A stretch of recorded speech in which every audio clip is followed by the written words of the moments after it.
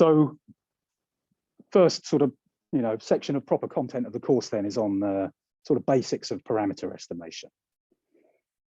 So the way we go about estimating parameters then is that we fit some model to some data. Note, we don't fit data to models. We fit models to data. Data are fixed things, they're measurements that we've made. We can't go fiddling with them and changing them. They are what they are, we've made them, and now we've got to make an inference from them. A model is something that's flexible because it has a bunch of parameters whose values we can change in order to make the model's predictions match what our observations tell us. And so that's really the heart of parameter estimation, is seeking values for the parameters of the model, these x's, things like the size and distance of the planet, the unknown things, finding values of those so that the predicted measurements from our model match the actual measurements that we've made. Immediately begs a question, what does match mean, or best match? So that means that we have to define some kind of measure of difference between a set of actual observed measurements and a set of predicted measurements from a model. So we need some kind of measure of similarity or difference between the two.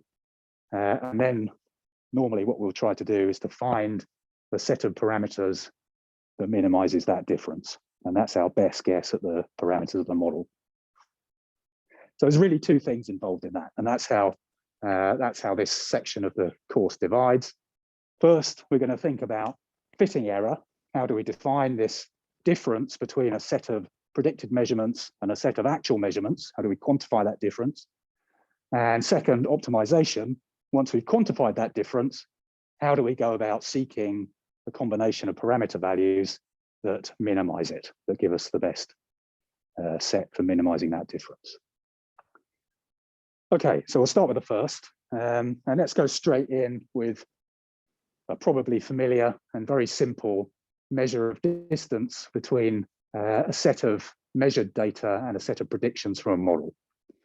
Sum of square differences, you can think of it as an L2 norm as well, but a very simple expression. So given a set of measurements, I'm just going to unpick the notation a bit here. I know you've probably all seen this before, but indulge me so that I can explain the terminology a bit. So F then, I'll use F typically for any of these difference functions or objective functions, we'll think of them as, that we want to minimize to find our best set of parameters. So for the sum of square differences, we simply sum over a set of K, big K measurements, the difference of each of the measurements. So each measurement has its own, as I said before, set of device settings that defines that measurement. And for a given set of sort of guess at what the model parameters are, we can also predict that measurement for the same combination of device settings. We take the difference, we square it, we add them all up. And so that's the sum of square difference. And the X that minimizes that sum of square difference is the least squares least squares set of parameters. Just think about a really simple example of fitting a model to some data.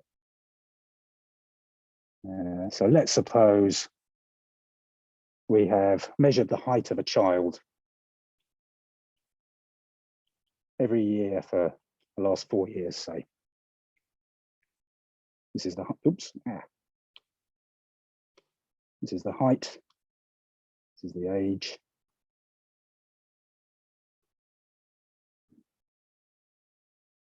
Age 1, age 2, age 3, age 4. So if we fit let's say we're just going to fit a very simple model to this, a line. There it is.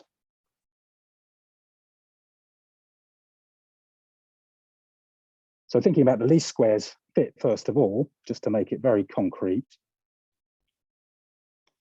Our model, now that we've fit it, this line here, that's our model, it becomes the oracle and knows what the measurement of the height truly is at each of one of these ages.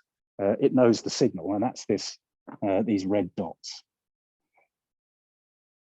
So according to the model, the true signal is these red dots, whereas what we actually measure is the black crosses.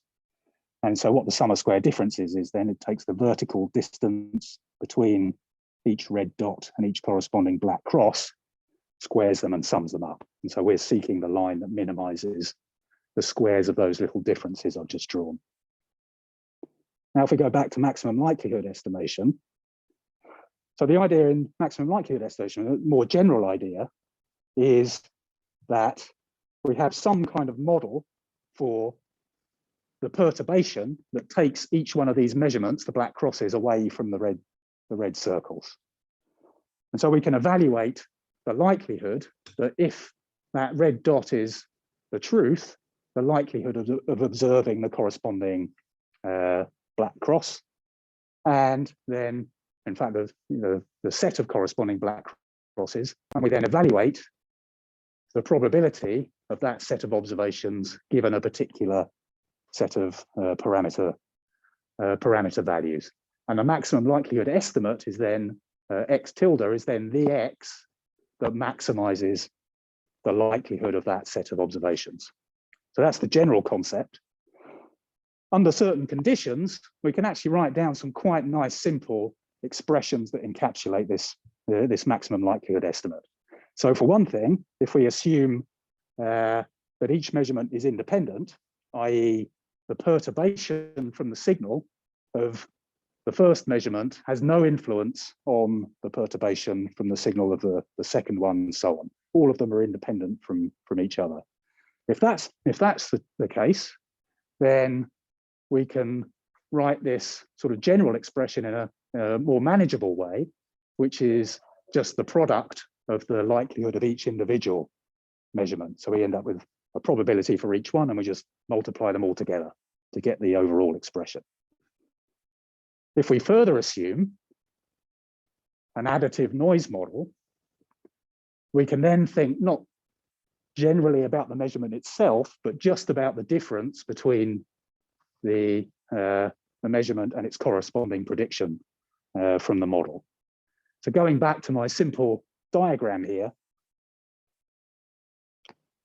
the idea is that for each of my red dots, there's some distribution around it. Can you see that? That's big enough, just about.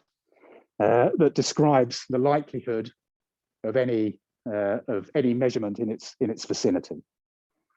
And the same is true with each one of these red dots, all independent of one another. And because I've got a reasonably well fit line here, the likelihood of each of these black crosses, according to the noise model around each red dot, they're all quite high. So when I multiply them all together, I get a relatively high number compared, say, to a much worse fit to this data. Let's take that line there, where, say, the corresponding red dot now becomes this point up here. Same noise model would give a very low likelihood for this, for the black cross, which is a long way away. If we further make a further assumption that these little noise model perturbations are Gaussian distributed, lo and behold, what we end up with through this maximum likelihood argument is the least squares fit. And just to show you that very quickly, so we start with this expression for the general maximum likelihood estimate, assuming independent additive noise, this big product. I'm going to simplify this to AK minus SK. A common thing to do is to take the logs, because since the log is a monotonic function, the maximum of a function and the log of that function occur in the same place. So I can also write this as equivalent to argmax x of the log. Taking the logs will turn this into a sum of log p ak minus sk. So now let's assume that our noise is Gaussian. So I can then write that, this PAK minus SK as the standard Gaussian function.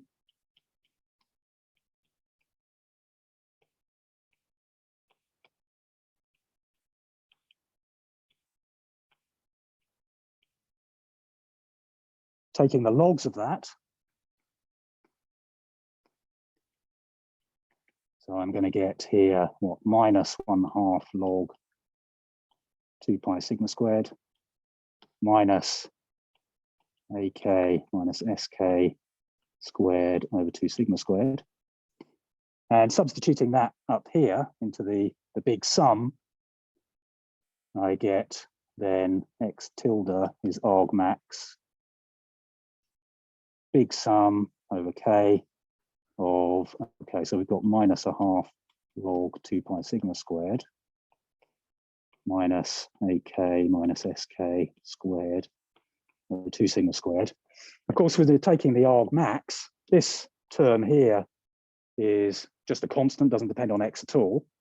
So whether we add that or not doesn't make any difference. So we can ignore that term. Similarly, this simple scaling by 2 sigma squared doesn't affect the position of the maximum either. So we can rescale that to just be 1, saying that the argmax is then the same for simply sum of minus AK minus SK squared. The argmax of minus this sum must be the same as the argmin of minus that sum, which would be 1 over K AK minus SK squared, which gives us this sum of squared differences. So very pleasing interpretation of sum of square differences is that it gives us the maximum likelihood estimate under the assumption of additive Gaussian noise. A couple more adjectives here. The covariant, the variance has to be the same on all the measurements, and the mean has to be 0. But nevertheless, a nice, pleasing interpretation of that. One slight sort of relaxation of these sort of rather stringent sounding string of adjectives that I've put before Gaussian distributed here: independent, additive, unbiased, identically distributed. So all of these things have to be true for the the least squares fit truly to provide the best parameter estimates. But we can relax that slightly. So one of the words that we can remove with a slight adaptation of the objective function here is identically distributed. So we had made an assumption back here, if you remember. Where's my mouse gone? There it is. We've made an assumption up here that the variance of the Gaussian noise on each measurement is the same. It's the same for all the different measurements. But we don't actually need to make that assumption in this derivation here. I could have allowed this sigma, the standard deviation of the noise on each measurement, to be specific to each measurement K, and just put a K subscript here. That would have led me ultimately to a slightly more complex objective function, which is the weighted sum of squares. Very similar. Looks like this.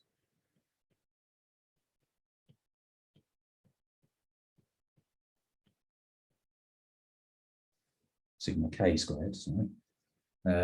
Which then weights the different measurements in the objective function by a sort of level of confidence. So it weights the ones that have higher variance on them less strongly. The solution is less dependent on measurements that have a higher variance associated with them, and more strongly dependent on solutions that have a lower variance, so we're more confident in them. And actually finding the solution to that minimizes this objective function is actually also similarly straightforward to the basic least squares as well. We'll come back to that when we start talking about optimization. So that's one familiar objective function then, the sum of square differences. There's a range of others out there. So a common alternative to the sum of square differences is the L1 norm, or the sum of absolute differences.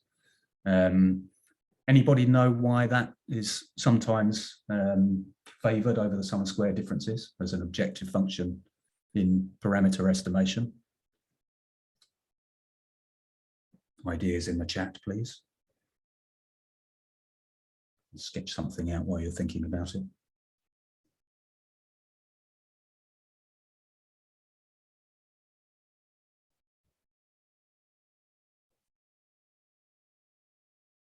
No ideas?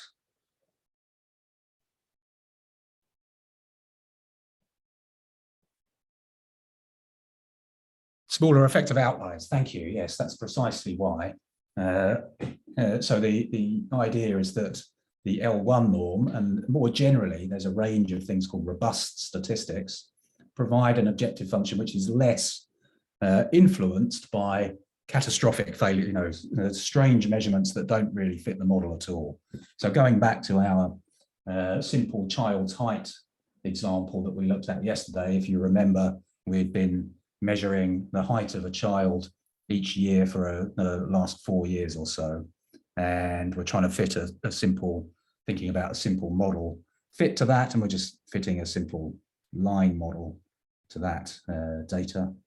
H equals NA plus C. A is the age. Not supposed to be a vector. Get rid of that line. A is the age. H is the height. Let's suppose that in addition to these 4 measurements we were thinking about yesterday, we have an additional measurement in between the last 2. But something weird's happened, and that measurement comes out way up here somewhere. I don't know, the child's cheated and stood on tiptoes or something. A bit more than tiptoes by the looks of it, but done something strange. And introduced this measurement, which clearly doesn't really fit the rest of the data. The problem with the least squares fit is that it has to try very hard to accommodate all of the measurements that it sees. So it's likely this new outlying measurement, this one I've just drawn up here, will have a very strong influence on the fitted model. So it might produce, let's draw in a different color, might produce a new line that, I don't know, looks something like this, say. So, it has a very strong effect, pulling that line away from the 4 sensible measurements, which are actually, really quite consistent with each other. The reason it does that is because having something that this distance here from the outlying measurement to the line that actually fits the other 4 disproportionately has a disproportionate weight in the objective function because of this, because of the square in here. It means something that's sort of 4 times further away from the model than the other points, actually has contributes 16 times the error to the overall objective function. Whereas if you, by moving the line, moving the line to the gray line here, you get a significant saving in terms of error by halving the error of this new point. You actually reduce the contribution to the objective function by a factor of 4 because of that, because of the square term in there. So, overall, what happens then is that using these square error terms has this very strong, causes outliers to influence the fit very strongly. Whereas if we use this kind of less or slightly or more kind of forgiving objective function, it's much more tolerant of 1 or 2 measurements being quite distant from the fitted model, because it only scales linearly as they get further away rather than quadratically. So we might end up with a model fitted to these that's wasn't a good attempt. Let's try that again. Something that maybe looks a bit more like, will still be influenced by it, but looks a bit more like that. So not perturbed quite so far, because it's more tolerant of this big error for just one of the measurements. So then, there's a general class of objective function called M estimators, all of which have this general form. So they're the sum of some function of the difference between the measurement and the signal predicted by the model. So both the L1 norm and the sum of square differences fit this form. They are both N estimators. There's a range of other, there's a whole load of them actually that you can find if you look them up on the Wikipedia or something. But here's just a few sort of, common examples. So squared errors, this is the sum of square differences, characterized by this quadratic increase as we move away from zero error, which can cause this kind of oversensitivity to outliers. Absolute errors, the L1 norm that we just looked at, of course, increasing linearly. Then this is an interesting one, kind of a hybrid of these two, known as Windsoring. So Windsoring at 1.5 means there's a transition at an error value of 1.5 here, where we retain the kind of quadratic shape of the error function in the vicinity of zero, but as we get further away, we transition to a linear shape. So we retain the nice property of the L1 norm, but as we get further away, we're sort of more tolerant of outlying measurements, but we avoid this kind of nasty first order discontinuity at zero that the L1 norm has, and that can make optimization a little bit difficult. So that's the idea of Windsoring. And then the bi-weight function is sort of even more extreme version of that idea, where we stick with the kind of quadratic term in the vicinity of zero, but then just have sort of truncate the level of the error above some threshold. So I think here above 1, everything that has is a distance that has an error of 1 or more just produces the exact same level of error. So it includes a very high level of tolerance to outliers. And so, these sorts of things can certainly help in dealing with outliers, but there's a little bit of danger to them too. So, if you think particularly about that last one, the bi-weight function, you can get some quite strange solutions which will still, still produce, a relatively low value of the objective function. So, for example, in this kind of a sketch that I've got here, we might imagine another line that maybe passes very closely through. Actually, let's do a different idea occurred to me just as I started drawing it. Let's consider a line that maybe passes exactly through these three. I'll do that, yeah, pretty much. So something that passes pretty much exactly through 3 of the points, but just completely ignores these 2. But it doesn't really care because, actually that's, let's suppose these 2 crosses are above more than 1, a distance of 1 away from the line. So they're it doesn't care that they're a very long way away from the fitted model, because everything that's above a certain distance counts as the same anyway. So, you have to be a bit careful, because some of these things can accommodate some quite bad solutions. So need a bit of management.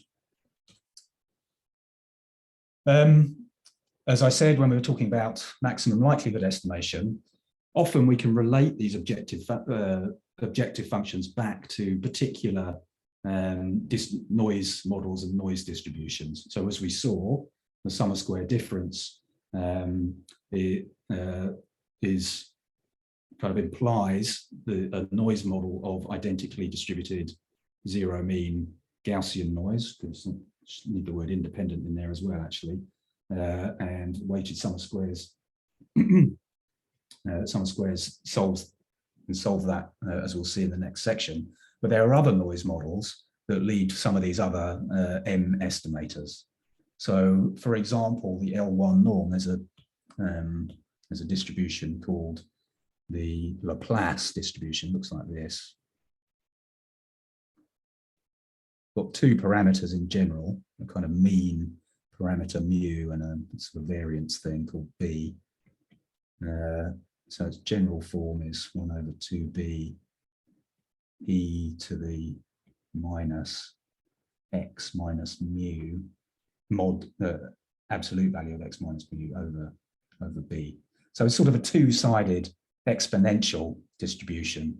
And if we, so let's take mu as 0, if we're assuming unbiased noise, then that distribution looks like this.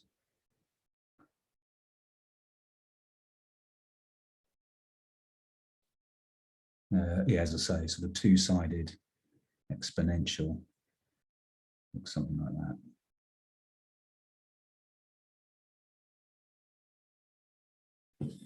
And sort of another way to sort of see how this is more tolerant to outliers is if we compare that to the Gaussian distribution, which is so this would be then the noise model for the L1 norm.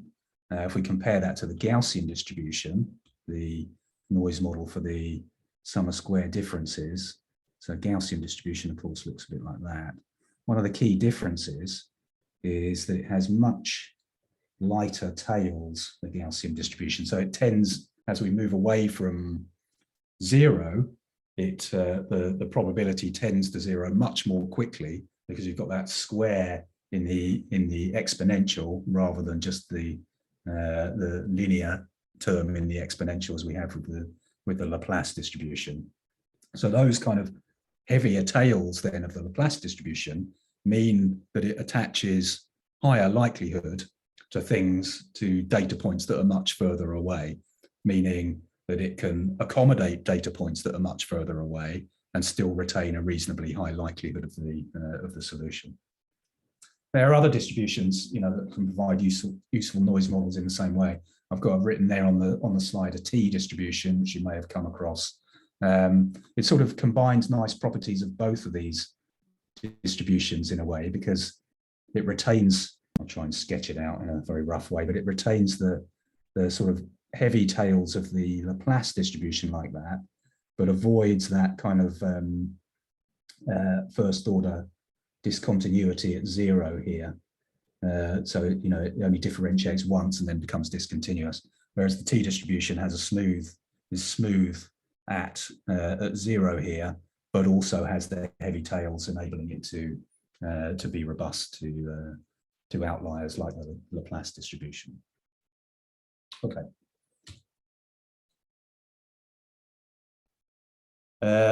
So I was going to skip over Bayesian estimations, as I said yesterday, but I just want to say a couple of things about it.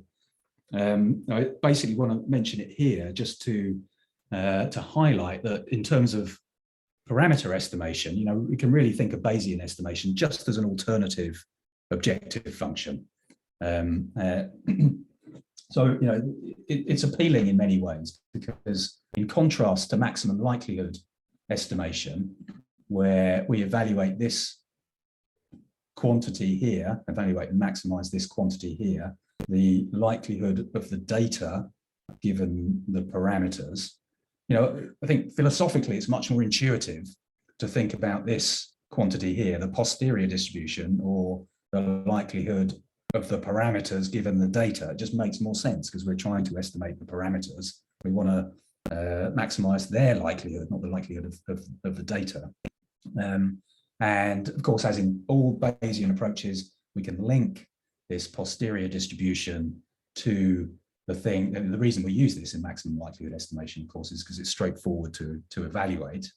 But in the sort of Bayesian framework, we can link this slightly more intuitive quantity to the thing that we can estimate more easily with the standard Bayes theorem formula here, multiplied by the prior and renormalize.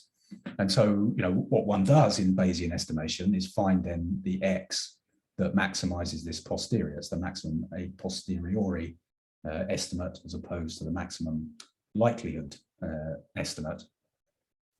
The thing that is often a kind of a barrier to using Bayesian techniques is the evaluation of this quantity here, the denominator in Bayes theorem, because it's often very cumbersome quantity to evaluate because you have to evaluate this nasty integral over the whole space of possible parameter values. But the interesting thing about Bayesian parameter estimation is that actually we don't need this at all. Because if you think about it, this doesn't depend on X. And if all we're looking for is the X that maximizes this posterior distribution here, it doesn't matter if we scale this by some constant factor, because the maximum point will still be in the same place. So we don't need to evaluate this constant at all. And actually, we can simply write the maximum a posteriori estimate as the maximum of just the numerator here. And if we then take logs in the usual way, again, of course, that doesn't affect the maximum because the log is monotonic. All we seek is the max of the sum of the log of the likelihood plus the log of the prior. So actually not particularly difficult to formulate or to compute for the most part. Of course, the other thing about Bayesian techniques is that we have to make a choice about what to use for a model for this prior. And this, of course, is one of the other criticisms of Bayesian techniques, is that you can cheat by choosing that prior in a way that it skews it towards an answer that you expect a priori. But I think as long as you're careful about that choice and use it only to eliminate impossible solutions, I like Bayesian estimation as an engineering tool.